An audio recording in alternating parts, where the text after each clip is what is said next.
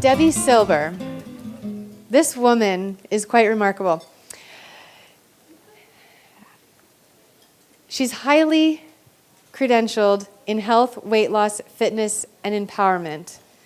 She's taken countless professionals through quick and lasting health and lifestyle transformations. She's published 2 books recommended by Jack Canfield. If you don't know, he's the Chicken Soup for the Soul. Brian Tracy, and many more. She has contributed to TEDx, The Dr. Oz Show, Fox, CBS, Shape Magazine, Self Magazine, Working Mother, Glamour, Forbes, WebMD, just to name a few. She's received many honors and awards in the areas of health, business, and personal development. She has her own line of deliciously healthy nutrition bars and shakes, as well as other products designed to help her clients improve not just physically, but mentally and emotionally. She has a devoted following of thousands worldwide. And on top of all that, she's a working mom. She has 4 kids and 6 dogs, and she's been happily married for, 25 years plus? But all that is just pales in comparison to the sheer inspiration that shines out of this woman.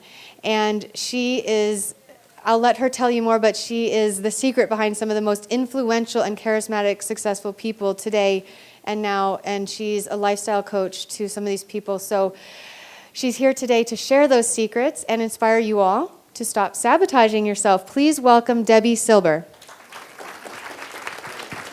Why are you're clapping and you don't even know if you like me yet.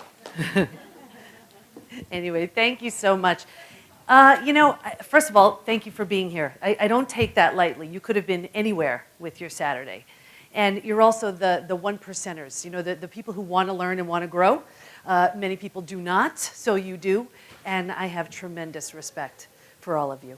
But you're here for a reason, not just in this room, but on this planet for a reason. And it's very hard to do what you want well or effectively if you don't feel well. Right? If you feel overweight or overwhelmed or exhausted or unfit or unhappy. So as Robin said, I'm Debi Silber, and I get people to their physical, mental, emotional, psychological, and spiritual best quickly, because who's got the time, right? And I want to start off by giving you a visual, because this is going to just set the tone and explain a lot of what you may be doing. And work with me here. It's a little bit of an odd visual, but you'll get it. So imagine a bowl, just like a real, just a big bowl. Got it? Imagine if somehow you were able to take 100% of your energy and stick it in that bowl, right? All your energy sitting in that bowl. Can you imagine how powerful and potent that bowl would be, that bowl of energy, right? Powerful. This is the way I see so many people walking around. You know the colander, the sieve, the bowl with the holes in it? Yeah, that's how we walk around. And every energy drain we have is leaking a tremendous amount of energy. An energy drain could be eating a diet that doesn't serve you, one that's creating a gut issue, one that's creating brain fog, one that's causing illness, one that's causing weight gain, right? It could be a fitness program. Either you're not doing anything, or maybe one that doesn't serve you, like it's not in line with your fitness personality. Do you know you have one? You do. It could be a mindset that's keeping you safe and stuck and small, right? It could be toxic relationships, people who are negative, critical, judgmental, pessimistic. You may be sitting next to one, right? Who knows? It could be trying to achieve work-life balance and all that goes with that.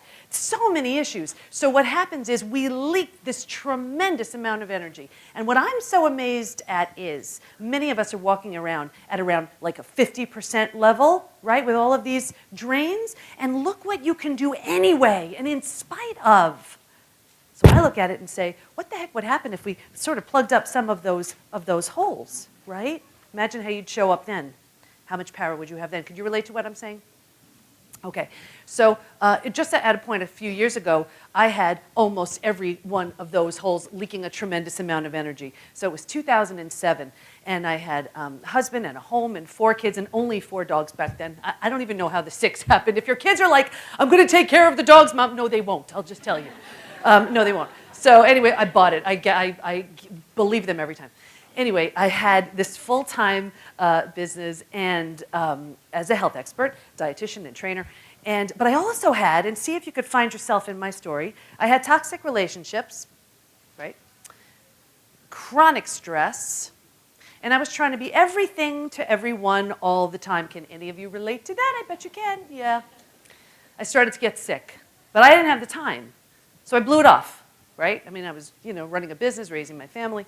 And then the sickness turned into illnesses. And again, I was too busy. Didn't have the time. Conditions started to show up. I mean, they were slowing me down, but I didn't have the time. And eventually, full-blown disease. See, your body, and you know it, many of you, your body will speak to you louder and louder and louder until you pay attention. That got my attention. Things got so bad at one point that I had to give up my entire business with clients I loved. I couldn't get out of bed. I mean, you name it, I had it. And here I was supposed to be the picture of health. I was doing everything right. I was eating well, I was exercising. What the heck was this about? So I had surgery, and while I healed, I studied to become a whole health coach, health expert trained to teach how your lifestyle creates either health or wellness or illness and disease. And while I was going through that, I learned that on some level, the thoughts I was thinking, the stress I was under, the relationships I had were at the root of it all. So I had nothing to lose. I thought, okay, well, I'm doing the eating well and exercising part until I couldn't anymore. What would happen if I changed some of those other areas, right? The relationships and the stress and the overwhelm. I did. And eventually I healed from everything. And what I learned was you can eat well and exercise all day long, and that's great. But if those other areas are out of whack, it's going to take you down, and I was living proof. So then you come to like a conference like this, you're like, I am going to get so healthy, I'm going to learn all these things and implement everything. And have you ever noticed that maybe you learn the most amazing strategies from these incredible health experts, and you put them into practice, and you get great results, right? The gut issue's gone. The brain fog's gone. You feel better. You may have healed from something. And for some reason, you sabotage yourself, right? Maybe you start losing weight. You're feeling really good, getting confident. People are commenting. All this stuff is going on. Sabotage yourself. In business, maybe you are on your way. Sabotage yourself. Or your relationships are going really well. Sabotage yourself. You ever think what's going on behind that? Why would we do that? That's what I'm going to be talking about. And this is based off of my TEDx talk about sabotage, and Robin wanted me to talk about it. So anyway, for those who aren't familiar with what a TEDx talk is, it's where you're invited to present sort of like a unique spin on a topic that's very familiar to you. So sabotage is something my clients go through all the time. So that's what it was about. So I'm going to explain this using 3 clients whose names I've changed. So the first is Claire. Now, she's 25 years. She has climbed the corporate ladder. She is top of her game. She's making a ton of money. She's really just crushing it in her field. Well respected. Everybody knows who she is. She's just doing beautifully. But her energy's down. So she decides to go to the gym to get her energy back up. After a couple of weeks, she has more energy. She's feeling better. And with that energy comes a lot of clarity. And she realizes, I can't stand my job. I hate this. Yeah, I've given up everything for this. I never got married. I never had kids. I've been married to my job. I'm miserable. What do I do? She starts dreading going to work. She's miserable. Questions come up like, well, what else would I do? This is all I've ever known. I've given up everything for this. She realizes she's climbed the corporate ladder in a field she chose just to please her parents. She stops going to the gym, sabotages her success. Next is Margot. Working mom. Gets up early, gets everybody ready for the day, goes to work, comes home, makes dinner, cleans up, crashes in bed. One day she realizes, she's put on a good amount of weight because she's put herself last, hasn't found a minute to take care of herself. Weight comes on, she wants to get the weight off. So she cuts out the sugar and the afternoon lattes, and after a couple of weeks, she's feeling much better, right? Clothes are getting looser, has more confidence, feels good, and all of a sudden it hits her that the lack of confidence she had from the extra weight had her play small. She realizes she settled for a job she never liked. She realizes she's grown apart from her husband. So now she says, well, what do I do with this? Is this all there is? I'm miserable with my job. What do I do? Do I want to leave my job? Do I want to leave my husband? There's a lot going on. It's overwhelming. It's too much. So she doesn't even realize she's doing it. She goes back to the sugar, puts the weight back on. You see what's going on here? Okay. And then lastly, this is Greg, for you guys out there. And Greg meets up with the guys every week, grabs a beer, to complain about their jobs and their wives, right? And after a while, he realizes, it's not fun to complain about my job if I'm not willing to do something about it. So Greg decides to do some personal development work. He goes to conferences like you. He starts watching some TED Talks. He starts reading. He starts learning. He's all excited about what he's learning. And with that, of course, when he meets his friends, he wants to talk about it with them, share what he's up to, thinking that maybe he'll inspire them and they'll get on board. But instead, they start making fun of him in his new ways, right? Greg realizes, wow, I'm outgrowing them. They're here, and he's taken off. It would be too much to explain what he's up to if he doesn't want to meet up with them every week. So instead, he drops all the personal development work. And when he meets with them, he's drinking more than he was before, sabotaging his success. So why would we do this? Why would we stop ourselves when things are going well? Well, think about it. When you're all of a sudden faced with this new awareness, there's this cascade of events that happens. The first thing is you start asking yourself a lot of new questions, right? Questions like, do I want to leave my job? What's going on with my relationship? Will I have to face judgment or criticism at the same time I'm dealing with my own self-doubt about what I'm up to? Am I too old? Am I too fat? Or am I not smart enough? Right? You have a ton of questions. Let's use our example, Margot, right? All of a sudden, she realizes about her job and about her husband. So she starts thinking, well, with my job, I like my friends there. I know it's a dead-end job, but they let me take off when I need to go do stuff with my kids. It's so familiar, I'd have to learn a whole new thing, right? When she thinks about what to do with her husband, would he even be open to trying to, work things through and get back together again? A ton of questions. With those questions come a lot of changes, right? Will I actually pursue a new job? Do I need a new lifestyle? Do I need a new life? Do I need a new partner? What's going on? So let's take Margot again as our example. Let's say she says, I want a new job. Well, she's got to put a resume together. She's got to go out and interview. She's got to make time to get all this done, right? Or maybe she thinks, well, you know what? Now maybe it's time to start that new business that I've always wanted to do, that idea that's been sitting on the back burner, right? Are you with me so far? When it comes to her husband, if she decides, well, I want to just get us back together again, well, she's got to find a babysitter. She's got to make time. Do you see? There's so many changes that are required. And the next thing is, with all those changes, is a tremendous amount of fear, right? Think of it. All of that fear, what are they going to say if I leave my job? How do I have that conversation with my boss? What's my husband going to think if all of a sudden I want to just reinvent our marriage, our relationship? What if I can't do it? What if I can? You see? It's a lot of questions, and it's overwhelming. So what we do, we're so brilliant. We say, you know what? It's like, you ever have that messy drawer in your house where you're like, I'm not even looking at that, right? It's the same thing. So what we do is we try to numb ourselves, distract ourselves by either food, right? Or TV, or work, or alcohol, or keeping busy, right? So we don't have to look because it's overwhelming. Any of you, have you done something like that? Yeah, because it's tough to look at this stuff. And you may think, well, I'm just not looking at it, and it goes away. But you know what? Your body's speaking a whole other language. Because now what happens is, that's very stressful. So your body is saying, well, you can not be talking about it, but it's very stressful. And you ignite the stress response, which is this brilliant survival mechanism. It's designed to keep you safe, keep you alive. Like, let's just say there's a car coming at you. This is a threat to your safety, right? So you ignite the stress response, and because of it, blood and oxygen go to your heart and lungs. You jump the curb to safety. Like, that's why it's there. And thank goodness. Well, with chronic stress, that same system is turned on, but it's not turned off. So it's as if you're jumping the curb to safety 24/7. You could see and imagine how exhausting that may be, right?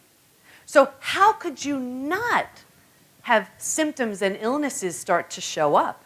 They do. And then you start getting sick, and look at how brilliant your body is. Says, well, I can't make these changes now. I'm sick. I don't feel well. I'm tired. See how your body's trying to protect you? Yeah. And this could be huge. This could be huge. It's almost like you're facing a death. You either face the death of who you've been, right?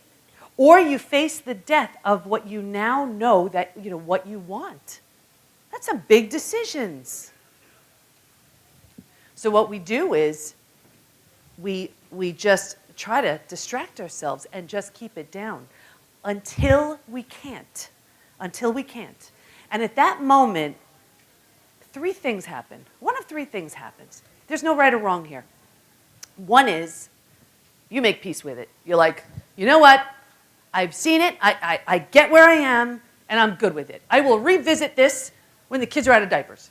I will revisit this in a year. I am good for now. Whatever it is, you make peace with it. Nothing wrong with that at all. The next thing is that could happen, you have a life crisis. An illness, a tragedy, a trauma, a shakeup, a wake-up call. Something that for you is now compartmentalized into only one of two places. Before it happened or after it happened. That's called a psychological earthquake, right? And your life is never the same. So that one door closed, it forces you to look at that next door, right? Like you lost that job, you're forced to go look, to search for that new opportunity. Or, you went through that divorce, there you go. Now you're out there again. Or you got that diagnosis, you're here to heal, right? So it's forced, right? And then the next one is, I call it a self-induced life crisis. And Robin was a great example of this morning, where you just wake up one day and there is just an unwillingness. You're like, I'm done. I'm just done. I am done living life that way, and I won't take it another minute. And any of you have had that self-induced? Where you're like, I've had it.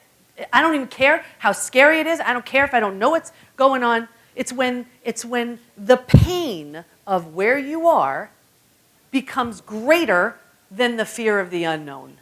You don't even care. You're like, I don't even know what's there, but it's got to be better than where I am, right? I mean, Robin had the perfect example of that. And that's when you make a move, you make a decision. And you don't let that sabotage get you. So what I did was, I came up with a few questions for you.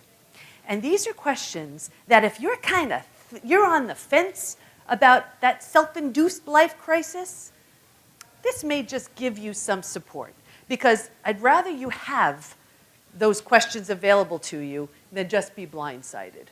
So you may want to write these down. That's my way of saying write these down. Okay, so number one, ready? How do you distract yourself? How do you distract yourself? Is it food? Is it work? What is it? Let's get back to our Margot example. She was distracting herself with food and with work, right? So she didn't have to look at the fact that she didn't like her job and she was growing apart from her husband. So how do you distract yourself? What is it that you do? Like personally for me, I would stay busy. And I had a great excuse. I mean, here I am running a business, 4 kids, 6 dogs, in a PhD program, writing a book. Like I could get away with anything, just saying I'm too busy. But I know me when I'm busy or when I'm not. I'm just saying I'm busy so I don't have to look at something, right? So how do you do it? Write it down. Question number 2. This is the big one, my new friends. What are you distracting yourself from? In other words, what are you afraid to see? What are you trying not to see? What do you not want to see? What are you unwilling to see? And be honest here. Be honest. Do you know you're sick and you're not taking that seriously? Do you know your relationship? You need to have that conversation? Do you know your job isn't going where it wants? Is it time for something new or something better? What's going on there? Be honest with that one. The next one. What would happen if I faced it? What would happen? Right? What would happen if I looked at these new symptoms showing up? Where would that take me?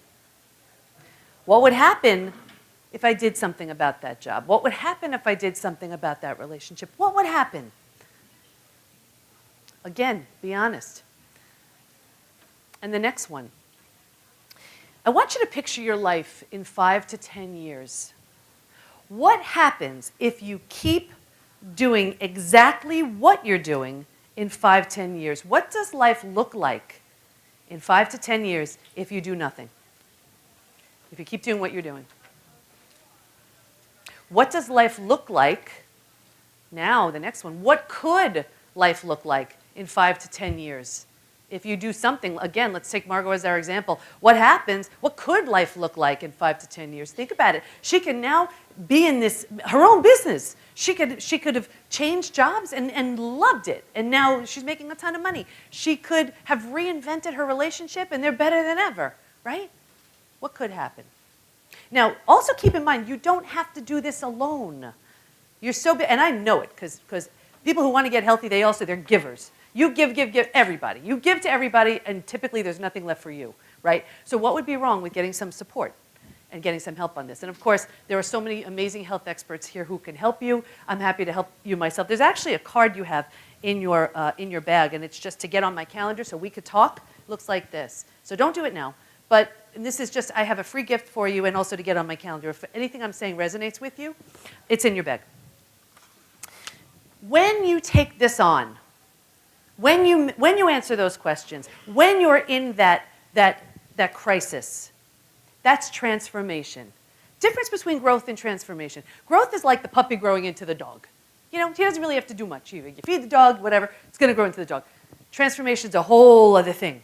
This is the caterpillar becoming the butterfly. You will never look at caterpillars the same way by the time I'm done with this description, by the way. Okay. The caterpillar doesn't just like stick on a pair of wings and like, whoa, these feel good. Yeah, all right, I'm ready. No. The caterpillar, one day, it's a self-induced life crisis. The caterpillar, random Tuesday, says, you know what, I'm done. I'm done. I'm just done.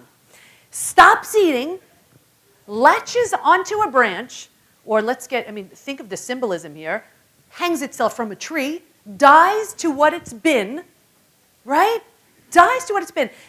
Wraps itself in this cocoon. It's dark, it's lonely, it's scared. I don't really know if it's scared, but I imagine it is. And it is willing to be completely deconstructed, emulsified, unrecognizable from anything it once was. Because it's been willing to go through that. Think about it. It emerges as one of the most magnificent creatures on our planet today, the butterfly, right? That would never have happened if it wasn't willing to go through that. Many of you are in that process right now. Now, some of you may be like, I'm the caterpillar and I'm good. I'm just good with it. Yeah, I'm fine, right? But some of you, and you know I'm talking to you, if there's this like quiet unease where you're like, there's got to be something more. There's got to be something better than this. I know I can do better. I know I can be more. And usually it happens after that tragedy. Like I'm sure you're going to be hearing from a lot of health experts here. They are doing what they're doing because of a life crisis, right? You're here because of a life crisis. Because something was so gut-wrenching, soul-crushing, painful, you couldn't take it, right? Maybe getting out of bed was all you can do that day because the pain was so great. And I know, because I've been there. But you know, I heard this saying the other day and I loved it. And they said, when you're in that broken space, that's when the light's able to shine through. So from that space, you're not wasting time when you're down and when you feel broken. That's when, think about it, that's when you're becoming that butterfly. So every single one of you can have a lean, fit, healthy body filled with energy and vitality. Every single one of you can have a mindset that propels you to be, do, and have more. Every single one of you can create this lifestyle that supports and propels your growth. All of you can do that. And when you make that decision, it's a decision. When you make that decision, that's when you kick sabotage to the curb. Thank you so much.